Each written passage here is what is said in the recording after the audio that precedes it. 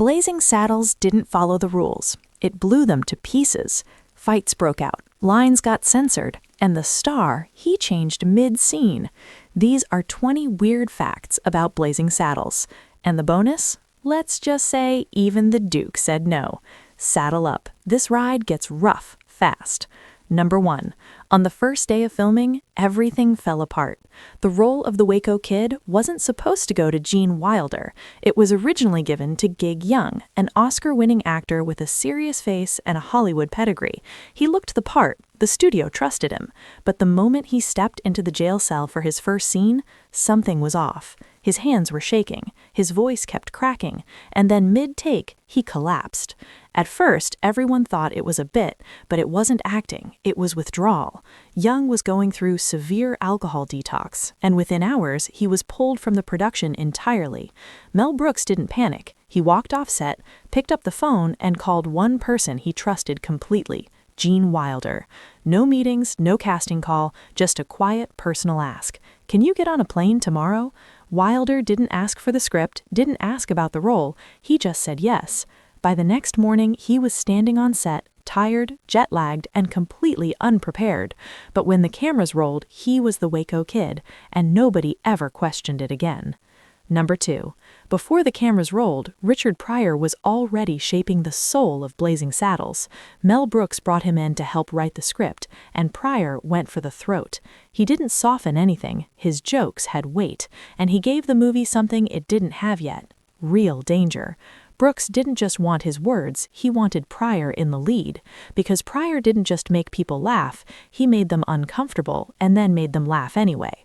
But the studio didn't see it that way. They didn't see a genius with something to say, they saw a man with baggage, a man who made headlines for all the wrong reasons, and they got scared.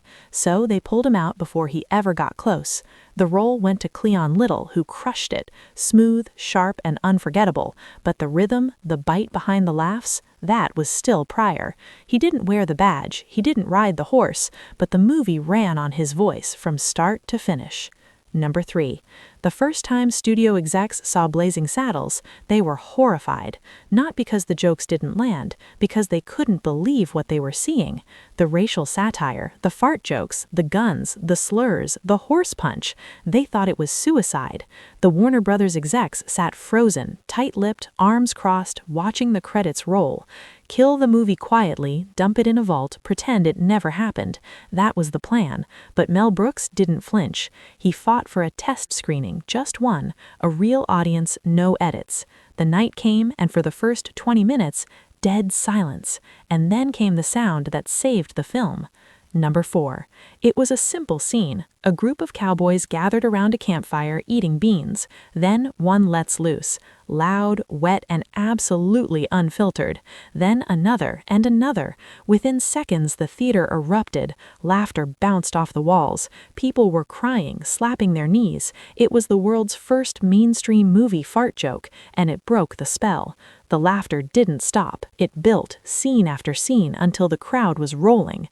One ridiculous sound effect gave the audience permission to laugh, and Blazing Saddles went from a film the studio wanted to kill to a comedy they suddenly couldn't ignore. Number 5.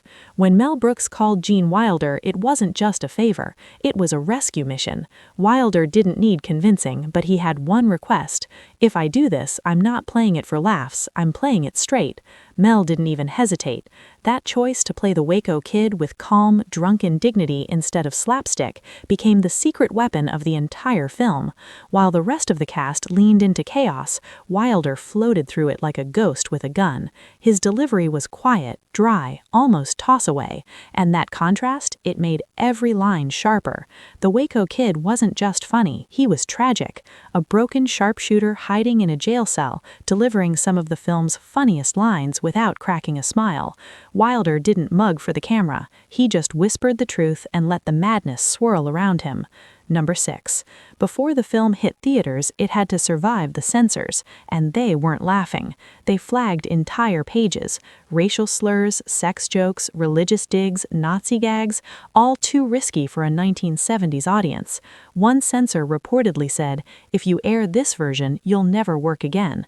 Mel Brooks didn't blink. He fought for every line, every insult, every insane moment that pushed the film past safe and straight into historic. Even the iconic "Up yours" line at the very beginning was debated for days, but Mel's argument never changed. If you take away the edge, you take away the point. And so he refused to dull the blade. Blazing Saddles wasn't just meant to make people laugh, it was meant to hit where it hurts. Number 7. He made history as one of the first black leads in a major Hollywood comedy, but Cleavon Little paid a price the studio never saw. During filming, he received hate mail, letters with slurs, threats, warnings. Some fans couldn't separate the satire from reality, and they aimed their ignorance right at him. Brooks later said Cleavon handled it all with grace, never letting the pain show on set. He delivered every line with cool control, matching Wilder beat for beat, never flinching. But off-camera, it hurt. Blazing Saddles was supposed to mock racism. Instead, it forced its star to face it head-on.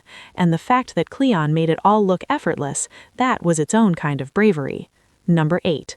It looked like a cartoon. A cowboy walks up to a horse and decks it, but there was no trick shot, no clever editing. That was a real punch to a real horse caught on camera. The stunt was choreographed carefully, sort of. A trained horse, a controlled angle, a stuntman with a real fist. One swing and down the horse went. Perfect take, first try. Today, it would never happen, but back then, they didn't blink. Brooks said the moment was so outrageous it felt like a dare. Let's see if we can actually get away with this. And somehow they did. It's one of the most talked about gags in movie history, because when Mungo knocked that horse, the audience realized nothing was off limits. Number 9. Hedley Lamarr wasn't just a character, he was revenge. Mel Brooks modeled the pompous, power-hungry villain after a real-life Hollywood executive, one who talked big, did little, and constantly took credit for other people's work. He never said which exec, but those who worked with him, they knew. Harvey Korman leaned into the parody, the smug looks, the fake intellect, the pure vanity. He played Lamarr like a man who thought he was a genius, but couldn't remember his own henchmen's names. The result? A villain so ridiculous you almost forget how real he actually was. And when he screamed, "It's Hedley," you could almost hear every Hollywood producer Mel Brooks ever hated crying out in unison, "Look, Herman, I'm in Hedley Lamarr's shoes." Hedley. Number 10. Slim Pickens had done dozens of westerns. He was the real deal. Cowboy boots, tobacco draw, rodeo grit. So when he was cast in Blazing Saddles, he showed up ready to do what he always did, play it straight. Nobody told him it was a spoof. Mel let him believe he was in a serious western, because that deadpan delivery, that was the joke. Pickens charged through the script with total sincerity, reacting to every fart, fight, and chaos-filled scene like it was real frontier drama. And that's why it worked. He never winked, never flinched. He grounded the madness by treating it like gospel. In a movie full of absurdity, Slim Pickens was the one man who kept it honest, even if he had no idea what kind of movie he was in. Dang, that was lucky. Doggone near lost a $400 handcart. Hey, pretty wild so far, right? If you're enjoying this madness, go ahead and like or subscribe so you don't miss what's coming next, because in a minute we hit explosions, a dance number that made no sense, and a scene so confusing even the studio head had to ask what just happened. Trust me, it only gets more ridiculous from here. Every human being alive. Oh, it's down the hall and to the left. Number 11. In one of the film's wildest action beats, a dynamite charge sends a fake toll booth flying into the air. On screen, it looks like classic slapstick, but behind the scenes, it was inches from disaster.